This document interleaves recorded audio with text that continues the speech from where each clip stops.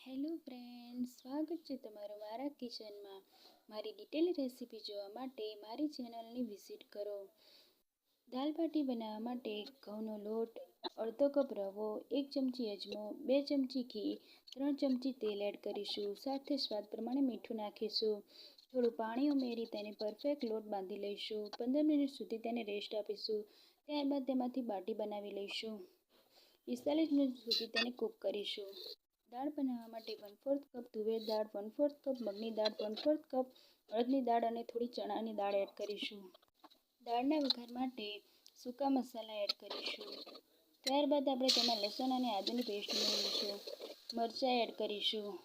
થોડા લીમડાના પાન એડ કરીશું। તેમાં 2 મોટી સાઈઝની ડુંગળી એડ કરીશું।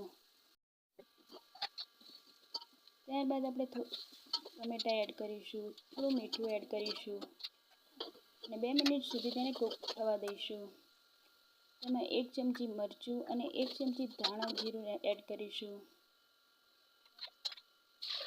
સાથે બાફેલી દાળને એડ કરી દઈશું। 1 ચમચી ગરમ મસાલો અને થોડી કોથમીર ભભરાવી દઈશું। તો તૈયાર છે આપણી દાલ બાટી।